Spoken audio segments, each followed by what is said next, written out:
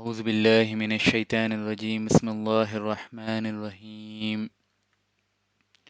اللهم صل على محمد وعلى آل محمد كما صليت على إبراهيم وعلى آل إبراهيم إنك حميد مجيد اللهم بارك على محمد وعلى آل محمد كما باركت على إبراهيم وعلى آل إبراهيم إنك حميد مجيد رب اشرح لي صدري ويسر لي أمري واحلل عقدة من لساني يفقه قولي.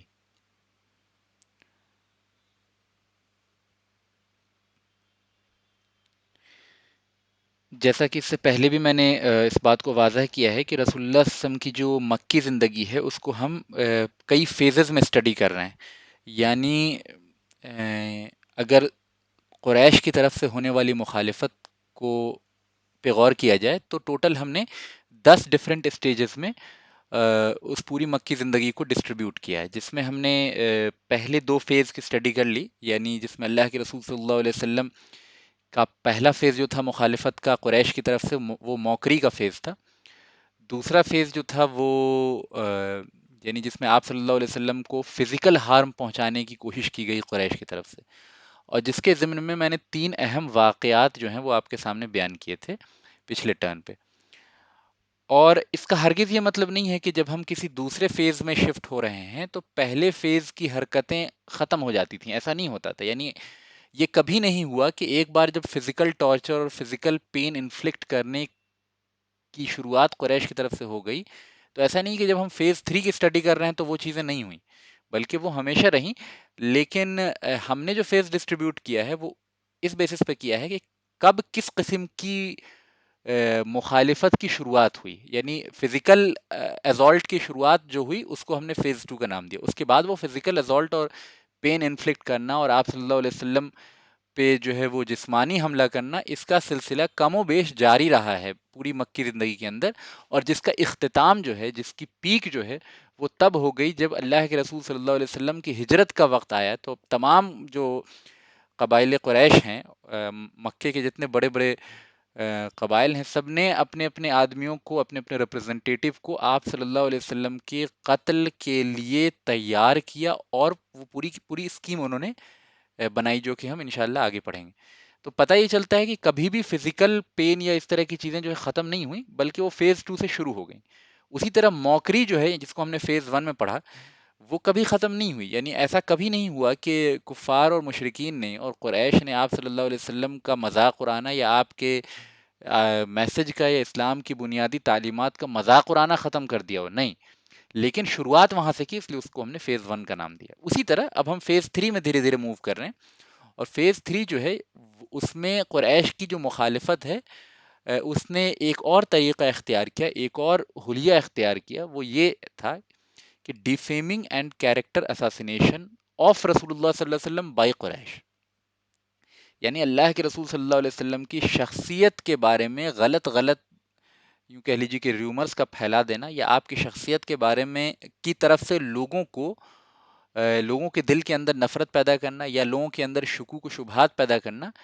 یہ کوشش، یہ پورا پروپیگنڈا جو چلا ہے، وہ سمجھیے کہ ایک طرح سے فیز 3 کا نام اس کو دیا جا رہا ہے نا. یعنی جب اس طرح کی چیزیں شروع ہو گئیں تو اس کی انشاءاللہ آج ہم اسٹڈی کریں گے.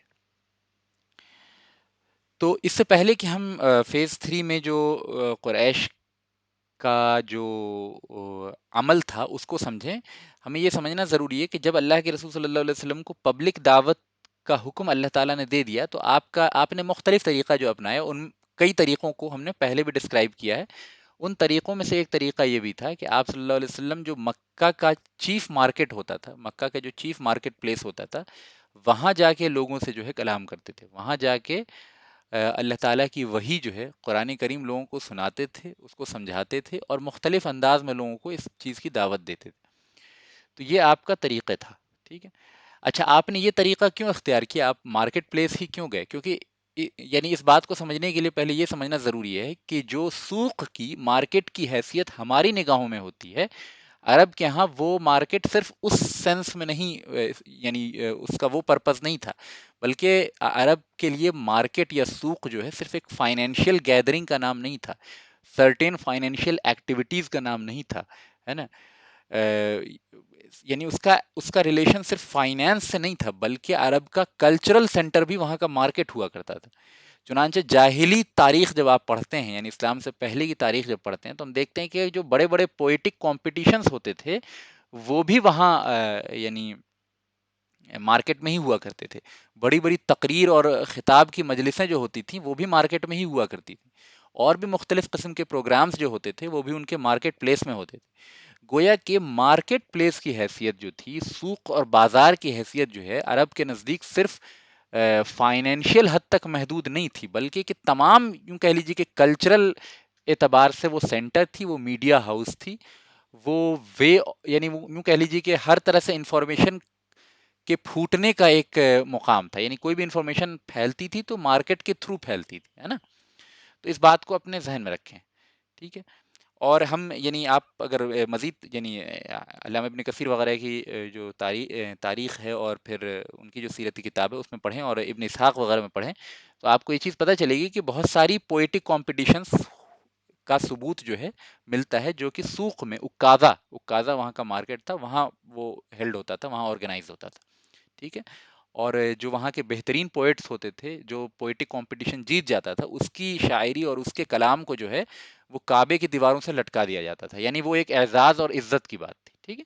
تو یہ ایک ذہن میں پکچر ہونی چاہیے کہ صرف مارکیٹ پلیس مطلب جیسے ہمارے ذہن میں ہوتا ہے کہ کام سے گئے مارکیٹ واپس آ گئے، نہیں، بلکہ وہ پورا کلچرل ہب تھا. اسی وجہ سے ہم دیکھتے ہیں احادیث کے اندر، آپ یعنی ایک ریکرنٹ تھیم حدیث کے اندر پڑھیں گے کہ اللہ کے رسول صلی اللہ علیہ وسلم کی مختلف احادیث جو ہے وہ مختلف الفاظ کے ساتھ اس مفہوم کو بیان کرتی ہے کہ اللہ تعالیٰ کی نگاہ میں سب سے پسندیدہ چیز جو ہے، سب سے پسندیدہ جگہ وہ مسجد ہے، اور سب سے بری جگہ جو ہے وہ بازار ہے.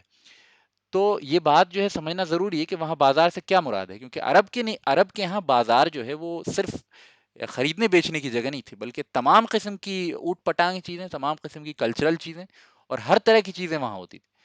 تو اس یعنی comprehensive functionality of market place اگر آپ کے ذہن میں رہے گا تو اس حدیث کا مفہوم بھی آپ کو سمجھ میں آئے گا کہ کیوں جو ہے وہ اللہ کی نگاہ میں ویسی مارکیٹ پلیس یا ویسی بازار جو ہے وہ اللہ کی نگاہ میں ناپسندیدہ ہے. اور پھر مسجد کا بھی وہ تصور جو اللہ کے رسول صلی اللہ علیہ وسلم کے دور میں تھا کہ مسجد صرف جو ہے وہ عبادت گاہ نہیں تھی، یعنی عبادت کے لیے تو تھی ہی، ساتھ میں تعلیم کی بھی جگہ تھی. مسجد سے جو ہے بڑے بڑے وفد اور جہاد کی جو فوجیں جاتی تھیں وہ بھی مسجد سے جاتی تھیں. مسجد سے جو ہے وہ ساری اسٹیٹ پالیسیز بھی ڈیزائن ہوتی تھی. مسجد سے مسلمانوں کے عام نفع کی چیزیں بھی ڈیزائن ہوتی تھی. مسجد کے اندر صدقات آتے تھے تو غریبوں کا خیال بھی رکھا جاتا تھا. جو بے یار و مددگار ہوتا تھا اس کا سہارا بھی مسجد ہوتی تھی. ٹھیک ہے. ہر طرح کی تعلیم و تربیت کا مرکز بھی مسجد ہوتی تھی. اللہ کے رسول صلی اللہ علیہ وسلم کو گھیر کے صحابہ مسجدوں میں بیٹھا کرتے تھے. تو یہ دونوں پہلو اگر آپ کی نگاہ میں رہے گا تو اس سے مسجد کا اعزاز اور اس کا مقام جو عہد نبوی میں تھا وہ سمجھ میں آئے گا، اور اس وجہ سے وہ اللہ کی نگاہ میں سب سے محبوب ترین جگہ ہے. اور پھر مارکیٹ پلیس کے اندر جو ساری نیگیٹو ایسپیکٹس ہیں عہد نبوی میں تھیں، مکہ کے اندر خاص طور پہ، تو وہ چیز بھی آپ کے ذہن میں ہوگی تو پھر سمجھ میں آئے گا کہ کیوں اللہ کی نگاہ میں وہ مبغوض ترین جگہ ہے. ٹھیک ہے. تو یہ ایک ایڈیشنل انیکڈوٹ تھا جو میں سمجھتا ہوں کہ بینیفیشیل ہوگا انشاءاللہ. تو آگے چلتے ہیں. تو اللہ کے رسول صلی اللہ علیہ وسلم کا یہ معمول تھا. اس معمول کو ایک صحابی ہیں جو کہ مکہ کے نہیں ہیں، قریشی نہیں ہیں، باہر کے صحابی ہیں، وہ نیریٹ کرتے ہیں. ان کا نام ہے ربیعہ بن عباد. ربیعہ بن عباد ہے نا. وہ ایک نیریٹ کرتے ہیں ایک واقعہ، اور یہ حدیث تھوڑی طویل ہے جس کو حضرت امام احمد بن حنبل نے اپنی مسند امام احمد میں اس حدیث کو نقل کیا ہے. یہاں پہ چھوٹا سا حصہ سنا رہا ہوں، آگے انشاءاللہ اس حدیث کا اگلا حصہ بھی سناؤں گا. تو ربیع بن عباد فرماتے ہیں کہ اللہ کے رسول صلی اللہ علیہ وسلم کو میں نے اس زمانے میں، یعنی اس زمانے کی بات ہو رہی، اس زمانے میں دیکھا کہ ظلم مجاز اور اکازا وغیرہ کے مارکیٹ میں آپ جاتے اور لوگوں سے کہتے کہ یا ایھا الناس قولوا لا الہ الا اللہ تفلحوا، کہ اے لوگوں اس بات کا اقرار کر لو کہ اللہ کے ماں سوا کوئی لائق عبادت نہیں ہے، اگر تم نے یہ اقرار کر لیا تو کامیاب ہو جاؤ گے. اب یہ اقرار ظاہر ہے کہ وہ یعنی لفظی اقرار کی طرف آپ دعوت نہیں دے رہے تھے، بلکہ جو لا الہ الا اللہ کا مفہوم ہے، یعنی جو اب یہ یہاں کا ٹاپک نہیں ہے، جو توحید کی کلاسز ہوتی ہیں، جو توحید جو حضرات پڑھاتے ہیں، وہ وہاں آپ اس طرح کی کلاسز اٹینڈ کریں گے تو آپ کو پتہ چلے گا کہ لا الہ الا اللہ کا براڈر مفہوم کیا ہے، جس کو عرب بہت اچھے سے سمجھتا تھا. ٹھیک ہے. ہم نے اس کو جو بس زبانی ادا کرنے کی حد تک محدود سمجھ لیا، یا ہم نے یہ سمجھ لیا کہ بس ہم اگر لا الہ الا اللہ کہہ دیں تو باقی تمام جتنی بھی ہم جو ہے کفریہ چیزیں کرتے رہیں اور یعنی اسلام کو نلیفائی کرنے والی چیزیں کرتے رہیں تو بھی ہمارا جو ہے وہ ایمان رہتا ہے. ایسا نہیں ہے، بلکہ ہمیں نلیفائرس آف اسلام بھی معلوم ہونے چاہیے، جس سے لا الہ الا اللہ کا کہنا نلیفائی ہو جاتا ہے نا. مثلا ایک شخص، میں اگزامپل دے رہا ہوں، ایک شخص کہے لا الہ الا اللہ اور پھر بت کو جا کے سجدہ کر لے، تو ظاہر ہے کہ اس کا لا الہ الا اللہ کہنا نلیفائی ہو گیا. تو اسی طرح بہت سے نلیفائرس ہیں اسلام کے اندر، جن کے کرنے سے، جن کے عملی طور پہ کرنے سے یا اعتقادی طور پہ ماننے سے کیا ہوتا ہے کہ انسان دائرہ اسلام سے خارج ہو جاتا ہے، پھر اس کا لا الہ الا اللہ کہنا جو ہے وہ نلیفائی ہو جاتا ہے. تو ان کو نلیفائرس آف اسلام کہتے ہیں. ٹھیک ہے، تو یہ توحید کی کلاسز میں پڑھایا جاتا ہے، یہ یہاں کا ٹاپک نہیں ہے. ٹھیک ہے، لیکن موقع بموقع اگر کوئی ایسی بات آئے گی تو میں اس پہ پن پوائنٹ کرتا چلوں گا. تو بہرحال یہ عرب اس بات کو اچھے طریقے سے سمجھتا تھا کہ اس لا الہ الا اللہ کے کہنے کا کیا مطلب ہے. تو آپ صلی اللہ علیہ وسلم کی دعوت کیا تھی؟ یہ کیا فرماتے ہیں ربیع بن عباد کہ اللہ کے رسول صلی اللہ علیہ وسلم عکازہ اور ذوالمجاز وغیرہ کے مارکیٹ میں آتے اور فرماتے کہ یا ایھا الناس قولوا لا الہ الا اللہ تفلحوا، کہ اے لوگوں لا الہ الا اللہ کا اقرار کر لو، تم کامیاب ہو جاؤ گے. تو یہ آپ کی ایک طریقہ کار تھا، یعنی آپ نے جب دعوت کو پرائیویٹ سے پبلک فارمیٹ میں کنورٹ کیا اور اس کو اسکیلیٹ کیا، تو یہ سارے سٹیپس آپ فالو کرتے تھے. ٹھیک ہے، تو اس بات کو مد نظر رکھیے. اب ہم واپس اس فیز کی طرف آتے ہیں کہ اس فیز میں کیا ہو رہا ہے کہ یہ چوتھی اور پانچویں نبوت کے چوتھے اور پانچویں سال کی بات میں آپ کے سامنے رکھ رہا ہوں. ٹھیک ہے، تو چوتھا سال جب نبوت کا چل رہا تھا تو اس موقع پہ اب آپ صلی اللہ علیہ وسلم نے چونکہ پبلک دعوت شروع کر دی تھی، تو قریش کو یہ خدشہ لاحق ہوا، قریش کو یہ خوف محسوس ہوا کہ اگر محمد کو نہیں روکا گیا صلی اللہ علیہ وسلم تو عنقریب حج کا موسم آنے والا ہے. ٹھیک ہے، حج کا موسم، حج تو یعنی اسلام سے پہلے بھی کرتے تھے، اور جو لوگ شروع سے میرا لیکچر اٹینڈ کر رہے ہیں ان کو یاد ہوگا کہ بالکل ابتدائی لیکچرز میں، چوتھے پانچویں چھٹے لیکچرز میں ہم نے وہ ساری تفصیلات آپ کے سامنے رکھی تھیں کہ پری اسلامک عربیہ میں جو ریلیجیس ریچولز تھے، چاہے وہ حج سے ریلیٹڈ ہوں، چاہے وہ ان کی اپنی عبادات سے ریلیٹڈ ہوں، وہ کس طرح سے حضرت ابراہیم علیہ السلام کے دور سے ڈسٹارٹیڈ ہوتے ہوتے ہوتے اسلام کے ابتدا میں، یعنی آپ صلی اللہ علیہ وسلم کی نبوت سے پہلے کس طریقے سے، کس فارمیٹ میں ہو گئے تھے. ٹھیک ہے، تو حج کا بھی کانسیپٹ ان کے ہاں تھا، یعنی چونکہ یہ تھے تو ابراہیم علیہ السلام وغیرہ اور اسماعیل کی ہی اولاد میں سے تھے نا علیہم السلام، تو انہی کی اولاد میں سے تھے، تو یہ ان کے ریچولز بچے ہوئے تھے، لیکن اس میں ہزار قسم کے انہوں نے شرک ملا دیا تھا، ہزار قسم کی بدعات اور خرافات اور جھوٹی رسوم و رواج جو ہیں وہ اس کے اندر داخل کر دیے گئے تھے. اس کے باوجود یعنی ایک سسٹمیٹک وے میں، ایک آرگنائزڈ اسٹرکچر میں حج کا ریچولسٹک تصور عرب کے اندر تھا. پھر میں کہہ رہا ہوں کہ اس کے اندر ہزار برائیاں تھیں. اگر کوئی انسان جو ہے اس کی تفصیل میں زیادہ انٹرسٹ رکھتا ہو تو وہ پرانے لیکچر جا کے ریوائز کر لے کہ وہاں ہم نے ان کی جو بدعات تھی ان کا تذکرہ بھی کیا ہے. ٹھیک ہے، اور باقی جو لوگ اور مزید انٹرسٹ رکھتے ہیں تو کتابوں کا بھی جو ہے وہ رخ کر سکتے ہیں. جیسے مثال کے طور پہ صفی الرحمان مبارک پوری صاحب نے اس مسئلے پہ تفصیلی طور پہ بیان کیا ہے اپنی کتاب الرحیق المختوم کے اندر کہ جو کیا ان کی رسومات تھیں، کیا ان کی بدعات و خرافات تھیں، ان کے حج کے اندر کس کس قسم کی برائیاں تھیں، تو وہ وہاں سے بھی آپ ریفر کر سکتے ہیں. بہرحال یہ چیزیں یعنی آپ میں سے جو لوگ شروع سے سن رہے ہیں ان پہ یہ بات کلیئر ہے. لیکن حج تو کرتے تھے وہ ظاہراً. تو اب قریش کو یہ خدشہ لگا، یہ ڈر پیدا ہوا کہ اگر محمد کو ابھی نہیں روکا گیا صلی اللہ علیہ وسلم تو اب محمد جو ہیں وہ تو پبلک دعوت کر رہے ہیں، اب جو قبائل عرب دور دور سے باہر کے قبیلے آئیں گے مکہ کے اندر، محمد ان سے بھی بات کریں گے صلی اللہ علیہ وسلم، اور جب ان سے بات کریں گے تو ممکن ہے، اب دو خوف ہے، یا تو ممکن ہے کہ وہ باہر کے قبیلے والے محمد کی دعوت کو قبول کر لیں، تو یہ تو زیادہ بڑا خطرہ ہے. ٹھیک ہے، کیونکہ پھر کیا ہے کہ محمد کی قوت بڑھتی چلی جائے گی، وہ قبیلے والے سپورٹ کر دیں گے، اور پھر محمد کی دعوت جو ابھی محصور ہے، ابھی جو کنفائنڈ ہے مکے کی یعنی پہاڑیوں کے اندر، وہ یہاں تک محدود نہ رہ کے عرب کے دوسرے علاقے میں بھی پھیل جائے گی اور لوگ اس کو قبول کرنے لگیں گے. ٹھیک ہے، تو یہ خدشہ تھا، اور پھر اس کے نتیجے میں پھر ہماری جو ہے وہ مارکیٹ بند ہو جائے گی، ہمارا دین جو ہے وہ اس کا یعنی سمجھ لیجیے کہ اس کا چیپٹر کلوز ہو جائے گا. تو یہ خدشہ تھا.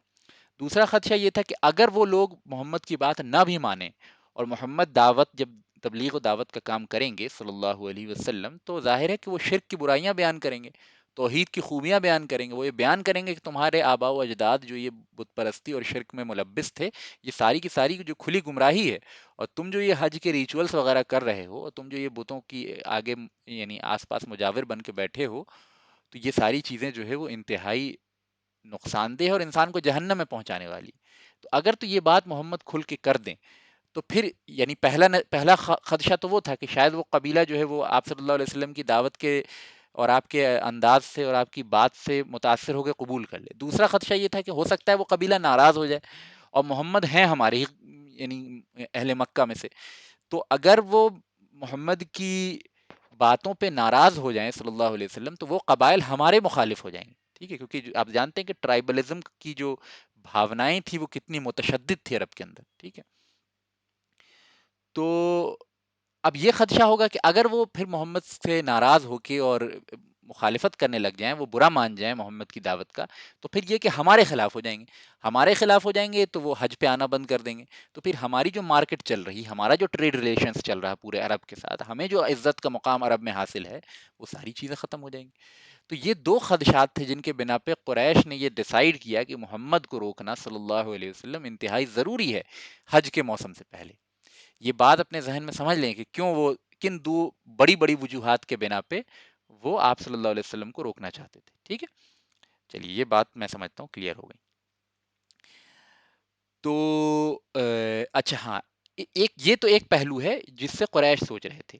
اللہ کے رسول صلی اللہ علیہ وسلم کا پہلو یہ تھا سوچنے کا کہ حج کا موقع جو ہے وہ تبلیغ کو اور دعوت کو یوں کہہ لیجیے کہ لوکل سے مزید، یعنی یوں کہہ لیجیے، یعنی انٹرنیشنل کہنا تو صحیح نہیں ہوگا، لیکن نہیں، I am not going to use the word nationalised, but meaning اس کا وہی ہے. یعنی کہ وہ دعوت جو ہے لوکلائز سے نیشنلائزڈ ہو جائے گی، یعنی پورے عرب میں پھیل جائے گی. حالانکہ this word is not very correct because there was no concept of یعنی nation as a whole in عرب. ٹھیک ہے، وہ ٹرائب کے بیسس پہ تھا ان کا کانسیپٹ.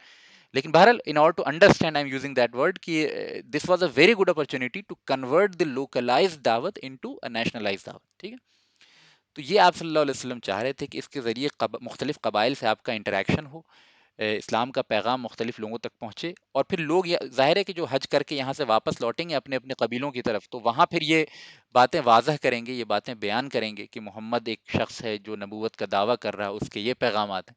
اس طرح سے آپ صلی اللہ علیہ وسلم کی نگاہ یہ دیکھ رہی تھی کہ اس موقع کے ذریعے جو ہے آپ کی باتیں مختلف، یوں کہہ لیجیے کہ عرب کے مختلف گوشے میں پہنچنے والی ہے. تو اس موقع کو آپ غنیمت جانتے تھے اپنی دعوت و تبلیغ کے لیے. کسی کا اگر مائکرو فون آن ہے تو مائکرو فون کو آف کر لیں، جس کی وجہ سے جو ہے تھوڑا ڈسٹربینس ہو رہا ہے. ٹھیک ہے، اپنے اپنے وائس کو آف رکھ لیں، میوٹ کر لیں. کسی کا اگر مائکرو فون آن ہو گیا ہے تو اپنے مائکرو فون کو آف کر لیں.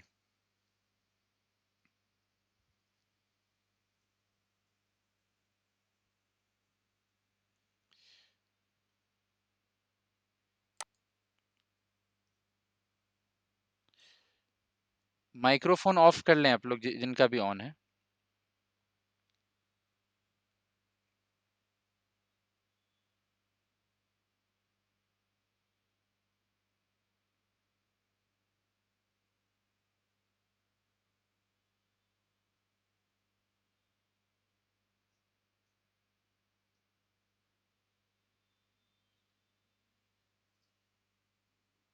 ہاں، ایک کوئی محمد انیس بھائی بھی ہیں، ان کا بھی مائکرو فون آن ہے، آف کر لیں وہ. چلیے. ٹھیک ہے، آگے چلتے ہیں. تو یہ دو پہلو ہیں، یعنی ایک آپ صلی اللہ علیہ وسلم کا اس موقع کو ایز اے مطلب اپرچونیٹی دیکھنا ہے نا، اور مطلب اپنی دعوت کو مزید آگے بڑھانا، اور قریش کو کا اپنے پوائنٹ آف ویو سے، اپنے زاویہ سے اس میں موجود خطرات کو دیکھنا. یہ دو باتیں اپنے ذہن میں بالکل پختہ کر لیں، تبھی آگے کی بات سمجھ میں آئے گی انشاءاللہ. چلیے. اب جب یہ قریش اس پوائنٹ پہ پہنچ گئے کہ ان کو مطلب یہ محسوس ہونے لگا کہ یہ بڑا صحیح موقع نہیں ہے، اگر محمد کو نہ روکا گیا تو معاملہ جو ہے اس طرح سے گمبھیر ہو سکتا ہے، تو پھر قریش نے یہ ڈیسائیڈ کیا کہ ہم لوگ جو ہے وہ آپس میں بیٹھیں اور یہ ڈیسائیڈ کریں کہ آنے والے قبائل کو محمد کے خطرات سے آگاہ کیا جائے صلی اللہ علیہ وسلم. میں ان کی زبانی بول رہا ہوں، ظاہر ہے یعنی اس میں یعنی یہ بات صحیح نہیں ہے، لیکن قریش کے پوائنٹ آف ویو سے یہ تھا کہ محمد جو ایک یعنی اپنی دعوت پیش کر رہے ہیں اور جس کے نتیجے میں جو خطرات رونما ہونے والے ہیں، ان سے عرب کے قبائل کو واقف کیا جائے. ٹھیک ہے، اب واقف کیسے کریں گے؟ ظاہر ہے یعنی رسول اللہ صلی اللہ علیہ وسلم کے بارے میں ان کی رائے جو ہے وہ یعنی یونیفائڈ نہیں تھی. کوئی آپ کو کچھ کہہ کے مذاق اڑا دیتا تھا، کہتا تھا یہ شاعر ہے، تک بندیاں کر رہا ہے، کوئی آپ کو کاہن کہہ دیتا تھا، کوئی آپ کو پاگل کہتا تھا، معاذ اللہ ثم معاذ اللہ، کوئی مجنوں کہتا تھا، کوئی کچھ اور جادوگر کہتا. تو اس طرح سے مختلف چیزیں جو ہے وہ آپ صلی اللہ علیہ وسلم کے بارے میں وہ کہا کرتے تھے. تو یہ ڈیسائیڈ ہوا. اچھا ایک اور شخص کو سمجھ لیجئے، یہ ولید بن مغیرہ کا نام جو ہے وہ بار بار آئے گا، تو اس نام کو آپ یاد رکھیں. ولید بن مغیرہ بہت سینئر، قریش کا بہت سینئر لیڈرز میں سے ایک تھا، ٹھیک ہے. اور جہاں تک مجھے یاد آ رہا ہے بنو مخزوم سے تھا، قبیلہ بنو مخزوم سے تھا. قریش کا ایک بہت امپورٹنٹ قبیلہ، جیسے میں نے پہلے بتایا قریش کے 3 سب سے امپورٹنٹ قبیلے ہیں، بنو امیہ، بنو ہاشم اور بنو مخزوم. ٹھیک ہے، تو بنو مخزوم کا یہ چیف لیڈر تھا اور کافی اچھی پوزیشن تھی اور ایج وائز بھی بہت سینئر تھا. ایکسٹریملی مطلب ایلوکوینٹ تھا یہ بندہ، ٹھیک ہے. اور اس یعنی عرب کے اندر جو ہے وہ فصاحت و بلاغت کی بڑی اہمیت تھی. اگر کوئی انسان بہت بلیغ ہے، بہت فصیح ہے اپنی زبان میں، تو اس کو نیچرلی عزت بہت ملتی تھی. تو یہ اس معاملے میں بہت آگے تھا، سینئر تھا، بہت بہترین فائٹر رہا تھا اپنی جوانی میں. تو یہ ساری چیزیں تھیں جس کے بنا پہ قریش میں یعنی کفار قریش کے نزدیک یہ بہت یعنی قابل عزت اور قابل لیڈرشپ شخصیت تھا. تو ولید بن مغیرہ کا نام آپ ذہن میں رکھیں کیونکہ وہ یہاں پہ چیف رول پلے کرے گا جو اسٹوری میں اب آگے آپ کو نیریٹ کرنے والا ہوں، ٹھیک ہے. اور ایسے بھی سیرت میں ریکرنگ اس کا نام آئے گا بار بار، بنو مخزوم قبیلے سے ولید بن مغیرہ، ٹھیک ہے. تو بہرحال یہ انہوں نے جو ہے وہ مجلس منعقد کی قریش نے، کفار قریش کا جو جمع ہونے کا مقام تھا اس کو دار الندوہ کہا جاتا تھا، یعنی کانگریگیشن پلیس یا سارٹ آف پارلیمنٹ آف قریش، ہے نا.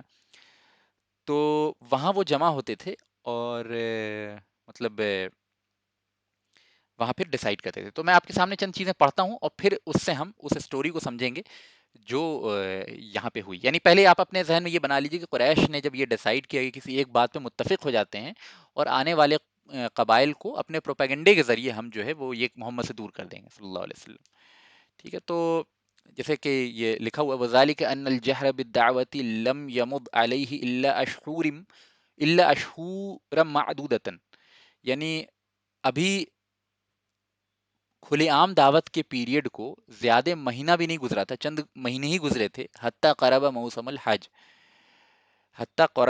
الحج، یہاں تک کہ جو حج کا موسم تھا وہ قریب آ گیا. وعرفت قریش ان وفود العرب ستقدم علیہم، اور قریش نے اس بات کو جان لیا تھا کہ ان قریب جو ہے وہ یعنی حج کے وفود جو ہیں، حج کے ڈیلیگیشنز وغیرہ اب مکہ کے اندر آ جائیں گے. فرعات انه لا بد من کلمتی یقولونها للعرب فی شان محمد صلی اللہ علیہ وسلم حتی لا یکونوا لدعوته اثر فی نفوس العرب. اب قریش نے یہ رائے قائم کی، یہ سوچا کہ محمد جو کہہ رہے ہیں، محمد کے بارے میں ہم کوئی کسی ایک بات کو لیتے ہیں، وجتمعوا الی ولید، اور مطلب یعنی سب کے سب ولید کے پاس جمع ہو جاتے ہیں اور کسی ایک بات پر ہم لوگ یونیفائی ہو جاتے ہیں جو محمد کی شان میں، محمد کے بارے میں ہم عرب کو کہیں گے، تاکہ حتی لا یکونوا لدعوته اثر فی نفوس العرب، یہاں تک کہ عرب کے نفوس پہ یعنی عام عرب کے لوگوں پہ محمد کی دعوت کے اثرات کچھ باقی ہی نہ رہیں. فاجتمعوا الی ولید بن مغیرہ یتداولون فی تلک الکلمت، تو سب لوگ جو ہے ولید بن مغیرہ کے پاس جمع ہو گئے اور کہا کہ چلو کسی ایک بات پہ جو ہے وہ ڈسکشن کرتے ہیں. فقال لهم الولید، تو ولید نے ان کو پھر سجیشن دیا، اجمعوا فیہا رائن واحدا، کہ تم سب جو ہے کسی ایک رائے پہ متفق ہو جاؤ، ولا تختلفوا فیکذب بعضکم بعضا، اور آپس میں دو ڈفرینٹ باتیں نہ کرو، چار طرح کی باتیں نہ کرو. اس سے کیا ہوگا کہ تمہاری بات ہی جو ہے انکنسسٹنٹ ہو جائے گی اور عرب تمہاری باتوں کو سمجھ جائیں گے کہ ضرور یعنی محمد میں کچھ نہ کچھ سچائی ہے، تبھی تو یہ کوئی ایک آدمی کچھ کہہ رہا دوسرا آدمی کچھ کہہ رہا. وَيَرُدُّ قَوْلُكُمْ بَعَضَهُ بَعَضًا، اور ایک ہی جو تمہارا قول ہو اسی کو تم لوگ بعض میں سے بعض لوگ ریپیٹ کرو. عرب کو جب اپنے پروپیگنڈے کے ذریعے متاثر کرنا چاہو تو ایک ہی قسم کی بات جو ہے وہ، یہ ہر زمانے میں رہا ہے، کفار کا طریقہ رہا ہے کہ آپ جدید دور میں بھی دیکھ سکتے ہیں کہ ایک ہی قسم کا کہ الزامات بار بار لگائے جاتے ہیں تاکہ اس سے جو ہے وہ لوگوں کے ذہن پہ یہ بات بالکل چھپ جائے کہ ہاں واقعی مسلمان ایسے ہی ہیں. لیکن ہاں رسول اللہ صلی اللہ علیہ وسلم کے کیس میں یہ بات زیادہ سنگین تھی، اس میں کوئی دو رائے نہیں ہے. قالوا فانت فقل قال بل انتم فقولوا اسمع، تو لوگوں نے کہا کہ اے ولید، یعنی آپ ہی کہیں، آپ ہی سینئر ہیں سب سے زیادہ. تو ولید نے کہا کہ نہیں، تم لوگ اپنی اپنی رائے دو، میں سنتا ہوں اور پھر دیکھتا ہوں کہ کس کی رائے جو ہے وہ کیسی ہے. نقولو، تو لوگوں قالو نقولو، تو لوگوں نے کہا کہ ہم کہیں گے کاہن، کہ یہ محمد جو کاہن ہے نا، یعنی محمد جو ہے وہ کاہن ہے.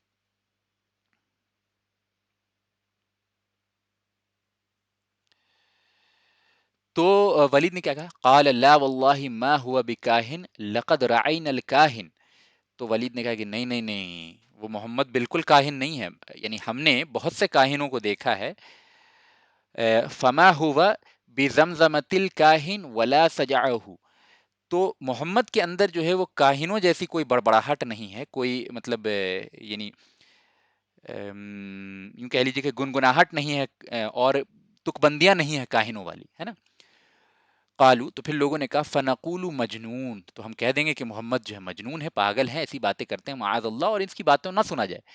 تو ولید نے کہا ما ہوا بمجنون لقد رعینا الجنون وعرفناہ ما ہوا بخنقت ما ہوا بخنقت ولا تخالجتہ ولا وسوستہ. یعنی پھر ولید نے اس بات کو بھی ٹھکرا دیا کہ نہیں، یہ مجنون والی اس کے اندر صفات نہیں ہے، وہ پاگل پن نہیں ہے، وہ الٹی سلٹی باتیں نہیں ہیں، اس طرح سے بے ہوشی والا عالم نہیں ہے اس کا. تو پھر لوگوں نے کہا قالو فنقول شاعر، کہ ہم کہہ دیں گے یہ شاعر ہے، اور اس کی باتوں میں مت آئیے آپ لوگ، ورنہ کیا ہے آپ کو اپنی باتوں میں گمراہ کر دے گا. تو ولید نے کہا قال ما هو بشاعر، کہ نہیں وہ شاعر بھی نہیں ہے. لقد عرفنا الشعر كله رجزه وحزجه وقریضه ومقبوضه ومبسوطه. ولید چونکہ ظاہر بڑا عالم تھا ان کے قوم کا، اس نے کہا کہ نہیں، ہم تو ہر قسم کا شعر جانتے ہیں، اور شعر کی رجز کو بھی جانتے ہیں، اور حزج کو بھی جانتے ہیں، اس کے قریضہ کو بھی جانتے ہیں، اس کے مقبوضہ کو بھی جانتے ہیں، مبسوطہ کو بھی جانتے ہیں. تو یہ شعر والی بات نہیں ہے محمد کے اندر. تو قالو فنقول، تو لوگوں نے کہا کہ ہم کہیں گے ساحر، کہ یہ جادوگر ہے. تو ولید نے کہا قال ما ہوا بساحر، نہیں وہ جادوگر بھی نہیں ہے. لقد رعینا السحار وسحرهم فما هو بنفسهم ولا عقدهم. ولید نے کہا کہ نہیں، جادوگروں والی بات بھی اس کے اندر نہیں ہے، کیونکہ ہم نے جادوگروں کو بھی دیکھا ہے، ان کی پھونک مارنے کو بھی دیکھا ہے، ان کے گڑھ بنانے کو بھی دیکھا ہے. یعنی ظاہر سب سے تجربہ کار انسان تھا. اس نے کہا کہ یہ ساری باتیں جو ہے تمہاری عرب کے اوپر چلیں گی نہیں. ٹھیک ہے. تو اب لوگوں نے کہا کہ قالو فما نقول، تو لوگوں نے کہا کہ بتائیے پھر ہم لوگ کیا کہیں. قال واللہ ان لقوله لحلاوة وان اصله لازق وان فرعه لجنات وما انتم بقائل من هذا شيئا الا عرف انه باطل.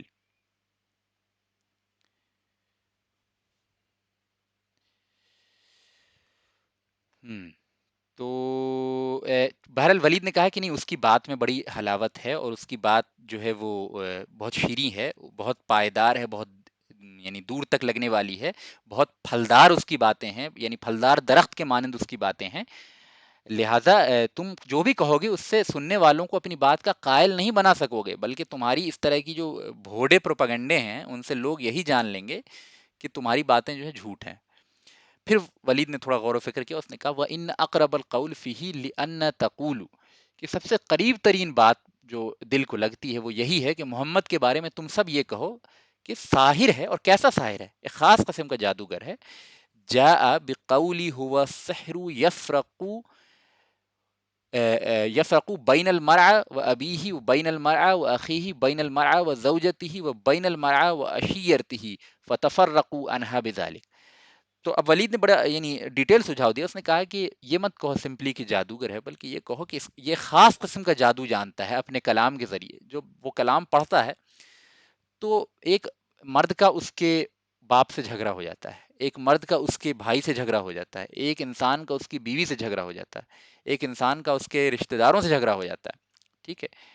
تو یہ والی بات جو ہے عرب کے اندر پھیلاؤ، کیونکہ عرب کے نفس کو بھی سب سے اچھے سے، عرب کے نفس کو سب سے اچھے سے جانتا تھا. عرب کے اندر رشتہ داری بڑی اہم چیز تھی، ہے نا، آپسی رشتے بڑے اہمیت کے حامل تھے. تو اگر کوئی ایسی چیز جو ان کے رشتے پہ یا ٹرائبل اسٹرکچر پہ چوٹ کرتی تو عرب اس چیز کو لے کے محتاط ہو جاتا. تو ولید اس چیز کو جانتا تھا. اس نے کہا کہ صرف جادوگر کہو گے تو لوگ بیوقوف سمجھ لیں گے تمہاری باتیں، لیکن اگر ایک خاص قسم کے جادو کی بات کرو گے کہ یعنی اس طرح کا کلام یہ پڑھ کے سنائے گا جس کے ذریعے یہ اثرات ظاہر ہو جائیں گے، تو عرب ظاہر ہے محتاط ہو جائے گا، ہے نا. اور یہ بات جب کہی تو اس بات پہ سارے متفق ہو گئے، اور فتفرقوا عنہ ذالک بذالک، کہ اس بات پہ سب لوگ متفق ہو کے سب اپنی اپنی جگہ متفرق جگہ چلے گئے. یعنی یہ ان کے پروپیگنڈے کا لب لباب یہ رہے گا کہ آنے والے قبائل کو محمد سے آگاہ کیا جائے، اور یہ بتایا جائے کہ محمد جو ہے وہ ایک شخص اور اس کے باپ کے درمیان، ایک شخص اور اس کی بیٹی یعنی سوری بھائی کے درمیان، ایک شخص اور اس کی بیوی اور رشتہ داروں کے درمیان جو ہے جھگڑا لگا دیتا ہے، ایسے کلام پڑھتا ہے. اچھا یہ بتائیے، یہاں پہ ایک ذرا غور کرنے کی بات ہے جو میں چاہتا ہوں کہ آپ اس پہ ذرا نوٹ کریں، کہ آپ صلی اللہ علیہ وسلم کے بارے میں یہ بات کیوں ایکسیپٹڈ ہو جاتی عرب کے اندر، باقی باتیں کیوں ایکسیپٹڈ نہیں ہوئی؟ ایک تو ریزن یہ تھا کہ یہ عرب کی نفس پہ چوٹ ہو رہی تھی اس بات کے ذریعے. دوسرا یہ تھا، دیکھیے میں آپ کو ایک بات بتاتا ہوں، شیخ الاسلام ابن تیمیہ رحمہ اللہ فرماتے ہیں کہ انسانی تاریخ میں کوئی ایسا جھوٹا عقیدہ اور باطل نظریہ نہیں پھیلا ہے جس کے اندر کچھ پرسنٹیج جو ہے وہ سچائی کو نہ ملایا جائے. اگر بالکل یعنی کوئی ایسا نظریہ جس کے اندر 1% بھی کوئی صحیح بات نہ ہو تو وہ نظریہ جو ہے وہ نہیں چلے گا دنیا کے اندر. لیکن شیطان کیا کرتا ہے، یا یعنی کفار و مشرکین جو پروپیگنڈے میں ہوتے ہیں وہ کیا کرتے ہیں کہ 100 باتوں میں 5 کوئی صحیح بات ملاتے ہیں اور اس کو غلط طریقے سے پریزنٹ کرتے ہیں، اور پھر 95 جھوٹ ملا کے اس کو دنیا کے سامنے رکھتے ہیں. اور جب ان کے جھوٹ کو چیلنج کیا جاتا ہے تو وہ اسی 5 سچائی کے ایک خاص اینگل سے اس کی طرف پن پوائنٹ کرتے ہیں اور کہتے ہیں دیکھو یہ تو بات صحیح ہے، اس کا تو تم بھی انکار نہیں کرو. تو یہ سچائی یہاں پہ کیا تھی، اس بات کو سمجھیے. یعنی سچائی اس میں تھی کہ آپ صلی اللہ علیہ وسلم کے دعوت کے ذریعے بعض فیملی سٹرکچرز ٹوٹے ہیں. اور کیوں ٹوٹے ہیں؟ اس کی بنیادی وجہ یہ تھی کہ جب آپ صلی اللہ علیہ وسلم نے توحید کی دعوت دی ہے اور صحابہ کرام نے اس کو قبول کیا ہے اور اپنے دل و جان سے زیادہ اس بات کو محبوب سمجھا ہے اور جنت و جہنم کا اس کو ریزن سمجھا ہے، پوری کائنات کی اصل اس بات کو سمجھا ہے کہ اللہ کا وجود سب سے بڑی حقیقت ہے اور سب سے بڑی واجب الوجود ہستی جو ہے وہ اللہ کی ذات ہے، اور سب سے بڑا حق جو ہے وہ اللہ کی ذات ہے. سب سے بڑی خبر یہ ہے کہ آخرت قائم ہونے والی. جب یہ حقیقتیں کسی کے دل و دماغ پہ چھا جائیں گی، جب کسی کا وجود اسی کے ارد گرد گھومنے لگے گا، تو اس کے بالکل مد مقابل جو چیز ہوگی، یعنی شرک ہو یا آخرت کا انکار ہو، وہ بات کے ساتھ اس انسان کی کمپلیٹ کمپیٹیبلٹی یا ہم آہنگی نہیں ہو سکتی، نہیں ہو سکتی، جس کے نتیجے میں کچھ کلیشز ہوں گے، نظریاتی کلیش تو ہوں گے ہی ہوں گے. ممکن ہی نہیں ہے کہ انسان کے نزدیک سب سے بڑی حقیقت جو ہے وہ اللہ کی ذات ہو اور پھر اس کے مد مقابل کوئی چیز آئے اور انسان اس کو بالکل اسی خوش دلی کے ساتھ قبول کرے. یہ ممکن ہی نہیں ہے. مطلب چھوٹی جذبات جو ہمارے ہوتے ہیں دنیا کے اندر، چھوٹے چھوٹے جذبات جو ہمارے وابستہ ہوتے ہیں کسی نظریے کے ساتھ، کسی شخص کے ساتھ، اس کے مد مقابل جو چیز ہوتی ہے تو کبھی بھی ہم اس کے ساتھ اکولی گڈ بہیو نہیں کر سکتے. دس از ہیومنلی امپاسبل. دس از مطلب اس کو ہپوکریٹیکل کہیں گے. ایک طرف آپ کسی ایک چیز کی یعنی سے بے انتہا محبت رکھیں، اس کے شدید مخالف جو چیز ہو اس سے بھی بے انتہا محبت رکھیں، ممکن ہی نہیں. تو ریکنسیلیشن نہیں ہو سکتا، انکمپیٹیبلٹی ہوگی جس کے نتیجے میں کچھ جھگڑے وغیرہ یعنی انیشل لیول پہ دعوت اسلامی کے بنیادی طور پہ یہ ظاہر ہونا بالکل فطری امر ہے. صحابہ کے دور میں بھی یہ ہوا، ٹھیک ہے، جس کے نتیجے میں بعض نتائج جو ہیں اس طرح کے ظاہر ہوئے کہ بھائی کا بھائی سے جھگڑا ہو گیا، باپ کا بیٹے سے، بیٹے کا باپ سے جھگڑا ہو گیا. ممکن ہے، بالکل ممکن ہے اور ہوا بھی ہے، ٹھیک ہے. تو یہ چیز تھی جو حقیقت کا ایک پہلو تھی، لیکن اس کو اس طریقے سے پریزنٹ نہیں کیا گیا. یعنی حقیقت تو تھی لیکن اس کو پریزنٹ دوسرے انداز میں کیا گیا، اور اس انداز میں پریزنٹ کیا گیا اور اس کے ساتھ پھر 1000 جھوٹ کو ملایا گیا تاکہ ایک پورا یعنی ویل اسٹرکچرڈ پروپیگنڈا تیار ہو. تو یہ دو باتیں آپ ذہن میں رکھیں کہ propaganda, how does propaganda work. Propaganda does not work with 100% لائی، اٹ ورکس وتھ 95%، 98% آف لائی and 1 or 2% of factual truth, which is represented in such a way that it does not actually represent truth, but at the root of it there are some truthful facts in it, ٹھیک ہے، but they are misrepresented. تو یہی یہاں بھی ہوا ہے نا، اور یہی ہر زمانے میں ہوتا آیا ہے. کوئی نئی بات یہ نہیں ہے، صرف اس کے اسلوب، طریقے اور اس کی ایکسپینشن اور اس کا مطلب یوں کہہ لیجیے کہ شکلیں تبدیل ہوتی رہتی ہیں. تو یہ بات جو ہے میں نے ضروری سمجھا کہ آپ کے سامنے یہ بات آ جائے کہ کس طریقے سے جو ہے پروپیگنڈا کام کرتا ہے اور کس طریقے سے عرب نے پروپیگنڈا کیا آپ صلی اللہ علیہ وسلم کے خلاف. تو یہ بات ہو گئی، ٹھیک ہے، یہ بات میں سمجھتا ہوں ابھی تک سمجھ میں آ گئی. والذی تولی کبر ذالک ہوا ابو لہب. اب اس پروپیگنڈا میں سب سے زیادہ آگے جو تھا شخص تھا وہ ابو لہب تھا، ٹھیک ہے. فقد كان رسول الله صلى الله عليه وسلم يتبع الناس إذا وافي الموسم في منازلهم وفي أكاذا ومجنة وذي المجاز يدعوهم إلى الله. وأبو لهب ورعاه يقول لا تطيعه فإنه صابي كذاب وإنه صابئ كذاب. ٹھیک ہے، یعنی ان میں اس پروپیگنڈے میں سب سے آگے آگے کون تھا؟ ابو لہب تھا. اللہ کے رسول صلی اللہ علیہ وسلم لوگوں کو موسم حج جب ہوا، لوگ اپنے اپنے پڑاؤ ڈالتے تھے مختلف مقامات پہ، تو آپ صلی اللہ علیہ وسلم ان کے قبائلی علاقوں میں جاتے اور ان کے ٹھہرنے کی جگہ پہنچتے جو کہ اکازا اور مجنہ اور ذی المجاز وغیرہ کے آس پاس، یعنی جو یہ مارکیٹ پلیسز ہیں وہاں پہ یہ لوگ قیام پذیر تھے، ان کے علاقوں میں جاتے اور وہاں آپ صلی اللہ علیہ وسلم جو ہے دعوت دیتے، یدعوہم الی اللہ، یعنی ان کو اللہ کی طرف بلاتے. وابو لہب وراہ یقول، ابو لہب جو ہے پیچھے سے یہ کہتا ہوا پہنچتا، لا تطیعہ فانہ صابئ کذاب. کہ ابو لہب پیچھے سے آتا اور کہتا ہے کہ یعنی لوگوں کو انفارم کرتا ہے کہ اس شخص کی، محمد کی اتباع نہ کرو، یہ جھوٹا ہے. یعنی صابی کہتے ہیں عرب میں، صابی کہتے تھے بے دین کو، یعنی بے دین ایک قسم کی گالی تھی وہاں، یعنی جو کہ وہ ایتھیزم کا دور نہیں تھا. ٹھیک ہے، تو وہاں کیا ہے، کسی نہ کسی دین، یعنی جھوٹا ہی دین صحیح، لیکن آپ کسی نہ کسی دین کے فالوور ہونے چاہیے. تو صابی ہونا اپنے آپ میں گالی تھی ان کے یہاں. تو یعنی بے دین، یعنی محمد کے بارے میں یہ کہتے ہیں فَإِنَّهُ صَابِئٌ، کہ یہ شخص جو ہے وہ بے دین ہے، کذاب اور جھوٹا ہے. اب یہ دیکھیں کتنی بڑی جھوٹ بات تھی، لیکن بہرحال ابو لہب کر رہا تھا. اور ابو لہب کون تھا؟ آپ صلی اللہ علیہ وسلم کا چچا. یعنی عرب کے، آپ ٹرائبل اسٹرکچر کو مد نظر رکھیں، عرب کے اندر جو رشتوں کی قدریں تھیں ان کو مد نظر رکھیں، اس کے بعد بھی، اس کے باوجود ایک شخص جو ہے اس طرح کی ذلیل حرکت کرتا ہے، وہ بھی اس کا اپنا چچا، آپ صلی اللہ علیہ وسلم کا اپنا چچا. تو یہ کتنی ڈس ہارٹننگ اور کتنی پینفل سچویشن تھی، اس کا اندازہ جو ہے ہم اور آپ لگا بھی نہیں سکتے. ٹھیک ہے، اب یہ ساری باتیں، اس پہ ہم تھوڑا اور تفصیل سے نیکسٹ ٹرن پہ بات کریں گے، لیکن یہاں چھوٹی سی آپ ایک لائن پڑھتا چلوں کہ وَعَادِ ذَلِكَ إِلَىٰ أَنْ صدرت العرب من ذلك الموسم بأمر رسول الله صلی اللہ علیہ وسلم وانتشر ذکرہ فی بلاد العرب كلها، بلاد العرب فی بلاد العرب كلها. کہ اس پروپیگنڈے کے نتیجے میں کیا ہوا، اب اس پہ ہم مزید اور بات کریں گے، لیکن ایک چھوٹی سی لائن جو بڑی مؤثر ہے وہ سمجھ لیجئے کہ اس پروپیگنڈے کے نتیجے میں کیا ہوا کہ عرب جو ہے، کہ مختلف قبائل، آپ صلی اللہ علیہ وسلم جا کے دعوت دیتے تو شاید کوئی اتنے دھیان سے سنتا نہیں، یا بہت کم لوگوں تک ہی بات پہنچ پاتی. لیکن ان کے پروپیگنڈے کے نتیجے میں کیا ہوا کہ ہر قبیلے والا یہ جان گیا کہ محمد نامی کوئی شخص ہے جو نبوت کا دعویٰ کر رہا ہے. اور پھر چونکہ یہ اسٹرینج پلاٹ اور اسٹرینج پروپیگنڈا تھا، تو واپس جا کے اپنے گھروں میں بھی، ان کے پاس کوئی میڈیا کا سورس نہیں تھا، لوگ آپس میں ایک دوسرے کی باتیں پھیلایا کرتے. تو واپس جب اپنے اپنے علاقوں میں گئے تو عرب کے مختلف کونوں میں آپ صلی اللہ علیہ وسلم کا ذکر پہنچ گیا. تو یعنی جتنی آپ صلی اللہ علیہ وسلم کی 4 سال کی محنت سے جتنی آپ کا نام دوسروں تک نہیں پہنچا، کفار قریش کے پروپیگنڈے کے نتیجے میں آپ صلی اللہ علیہ وسلم کی دعوت کا لب لباب اور آپ صلی اللہ علیہ وسلم کی شخصیت کی انفارمیشن عرب کے مختلف گوشے اور کونوں میں پہنچ چکی تھی. ٹھیک ہے، تو یہ ایک بہت پازیٹیو پوائنٹ ہے. اس کے کیا اثرات ہوئے انشاءاللہ ہم نیکسٹ لیکچر میں انالائز کریں گے. آج چند چیزیں اور کمپلیٹ کر کے اس آج کے لیکچر کو ہم کلوز کرتے ہیں انشاءاللہ، تھوڑا سا اور آگے. تو یہ وہ چیزیں ہیں آپ کے سامنے اسکرین پہ اپیئر ہو رہی ہیں جو میں نے آلریڈی آپ کو کور کر دی ہیں. ٹھیک ہے، تو ابو لہب کا لیڈنگ رول تھا، جیسا کہ ہم نے پڑھا کہ ابو لہب جو ہے وہ لیڈنگ رول پلے کر رہا تھا. اور میں نے ایک حدیث بھی آپ کے سامنے نیریٹ کی تھی جس کو مسند امام احمد میں حضرت امام احمد بن حنبل نے نقل کیا ہے، ربیعہ بن عباد رضی اللہ عنہ کی نیریشن سے، جو پہلے ہم نے نقل کیا تھا اس کا چھوٹا سا پارٹ میں نے پہلے بیان کیا تھا. وہ حدیث یہ ہے کہ ربیعہ بن عباد فرماتے ہیں کہ میں نے اللہ کے رسول صلی اللہ علیہ وسلم کو ذوالمجاز وغیرہ کے مارکیٹ میں دیکھا کہ آپ کہہ رہے ہیں کہ یا ایھا الناس، یا ایھا الناس قولوا لا الہ الا اللہ تفلحوا، کہ اے لوگوں کہہ دو کہ اللہ کے سوا کوئی لائق عبادت نہیں ہے تو کامیاب ہو جاؤ گے. اب یہ حدیث کا تو وہ ٹکڑا ہم نے وہاں بیان کیا تھا. آگے کا حصہ یہ ہے، اسی اسٹوری کو، مطلب یعنی ابو لہب والی انسیڈنٹ کو خود یہ یعنی ربیعہ بن عباد رضی اللہ عنہ بھی نیریٹ کرتے ہیں. فرماتے ہیں کہ there was a main following ہم، یعنی اللہ کے رسول صلی اللہ علیہ وسلم جہاں بھی جاتے ایک شخص پیچھے سے آتا، and whoever Rasulullah some would speak to, this man would go and speak to them and say, do not believe him, he is a liar. اب یہ ابو لہب کی ہی اسٹوری کو نیریٹ کر رہے ہیں دوسرے انداز میں.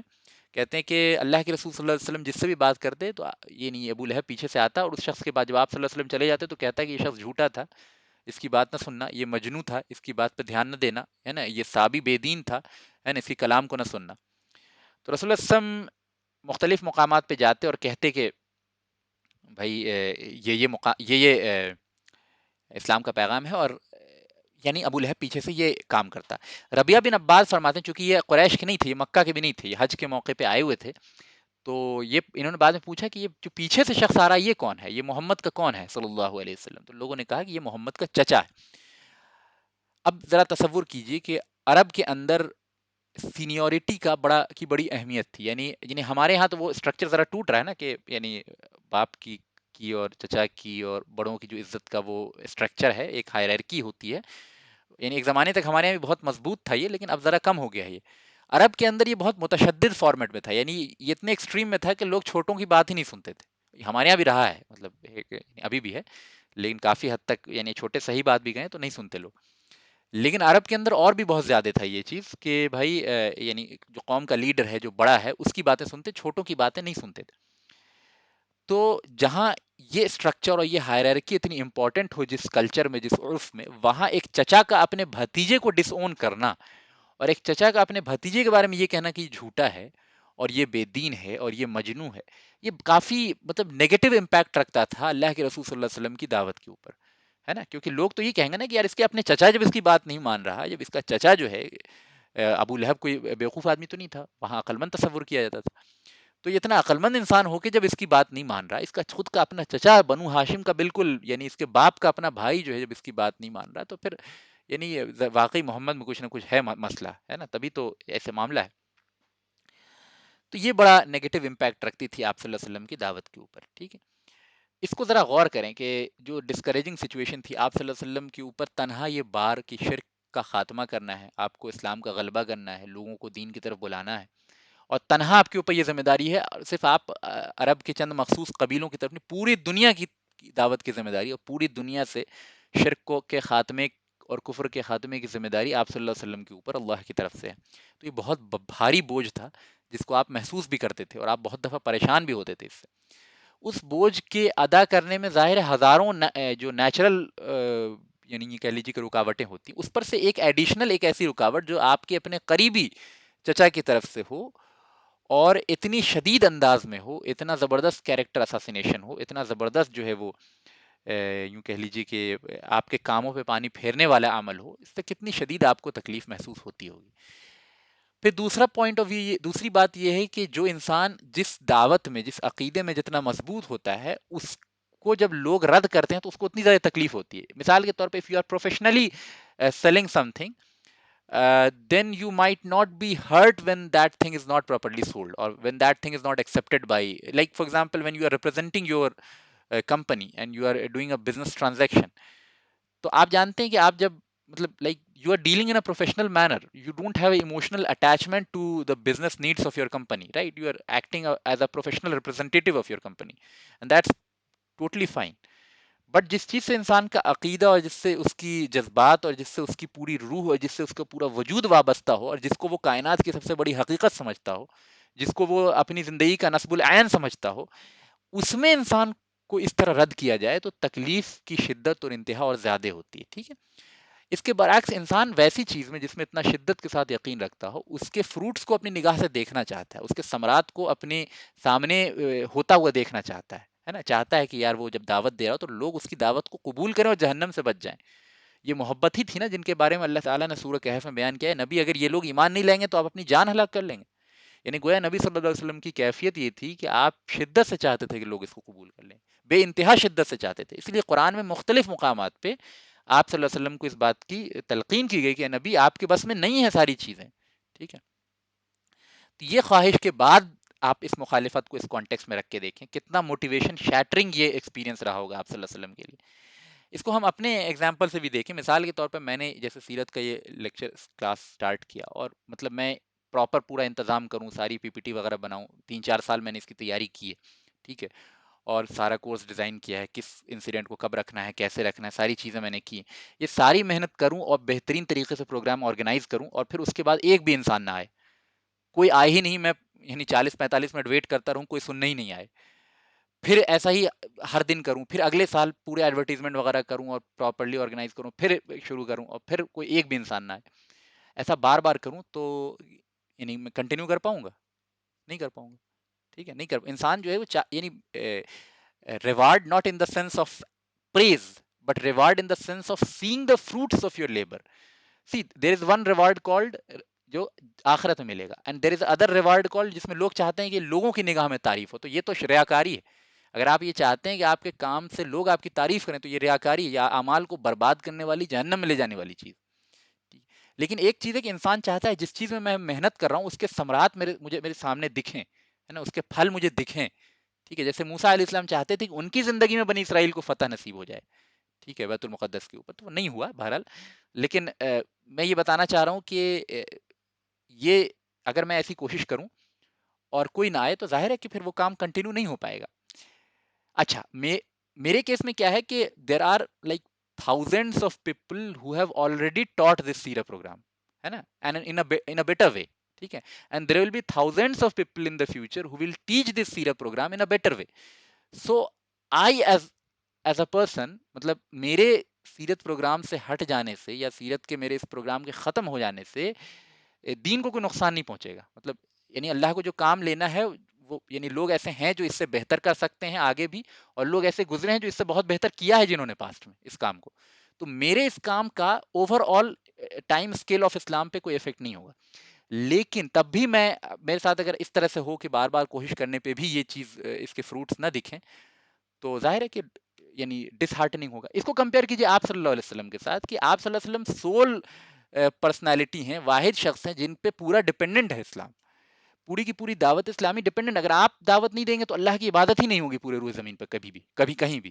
ٹھیک ہے, تبھی تو آپ نے جنگ بدر میں دعا کی کہ اے اللہ اگر آج یہ جو چھوٹا سا دستہ جس کو لے کے میں حاضر ہوا ہوں اگر یہ آج ہلاک ہو جائے تو قیامت تک تیری عبادت نہیں کی جائے گی. تو پتہ چلتا ہے کہ اسلام کے بقا اور اس کے نشو نما اور اس کے پھیلنا جو ہے آپ صلی اللہ علیہ وسلم کے اوپر ڈپینڈنٹ تھا.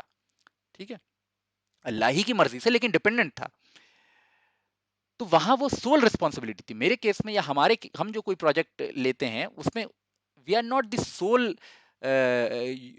سول والنٹیئر اور سول کہہ لیجیے کہ سول فائل ہے نا, sole doer of the action. بہت سے لوگ ہم سے بہتر کر چکے ہوتے ہیں اور بہت سے لوگ ہم سے بہتر کریں گے اس کام کو. تو ہم پہ اس طرح کا بار نہیں ہوتا ہے. آپ صلی اللہ علیہ وسلم کے اوپر جو بوجھ ہے اس کو بھی تصور کیجیے اور پھر یہ دیکھیے کہ آپ کے جو آپ کی دعوت کی کاوشوں کو کس طرح پانی میں ملایا جا رہا ہے آپ کے اپنے لوگوں کے ذریعے.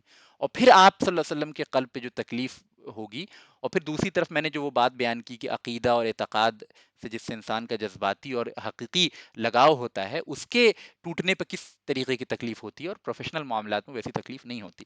یہ ساری باتوں کو مد نظر رکھیں تو پھر تصور کریں کہ آپ صلی اللہ علیہ وسلم کے قلب کے اوپر یہ چیز کتنی شاق گزرتی ہوگی.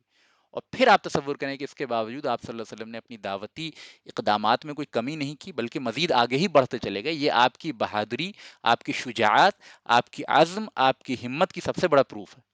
ٹھیک ہے, اور انبیاء علیہ السلام واقعی ایسے ہوتے ہیں. اگر آپ قرآن مجید میں انبیاء علیہ السلام کی سٹوریز پہ غور کریں, اگر واقعی آپ نے دعوت و تبلیغ کا زمینی سطح پہ کام کیا ہوگا تو آپ ٹرو معنوں میں اپریشیٹ کر پائیں گے انبیاء علیہ السلام کی قوت اور ان کے عزم اور ان کے استقلال اور ان کے ہمت کو. ٹھیک ہے, تو انشاءاللہ یہ ریکرنگ تھیم ہے جو بار بار آئیں گے سیرت کے پروگرامز کے اندر. تو انشاءاللہ میں یہیں پہ اپنی بات کو ختم کرتا ہوں کیونکہ یہ والا جو ایسپیکٹ تھا یعنی پروپیگنڈا جو قریش نے کیا تھا آپ صلی اللہ علیہ وسلم کو کے خلاف موسم حج سے پہلے, اس کی تفصیلات میں نے آپ کے سامنے رکھ دی. اس کے جو وزڈم والے پوائنٹس تھے وہ بھی میں نے آپ کو اس سٹوری کے کانٹیکسٹ میں رکھ دیا ہے. انشاءاللہ تعالی نیکسٹ لیکچر میں ہم لوگ پڑھیں گے کہ کس طرح قریش نے پھر بعد میں ڈیفارمنگ دا میسج آف رسول اللہ صلی اللہ علیہ وسلم کے میسج کو کس طرح ڈیفارم کرنے کی کوشش کی. یعنی this will be fourth phase. And پھر یعنی what are the different ways through which deformation of message took place in the time of Rasulullah SAW, and it takes place in our time, like in our context also, how Islam is usually deformed and defamed and misrepresented and belittled. So we will understand these two things in like parallel.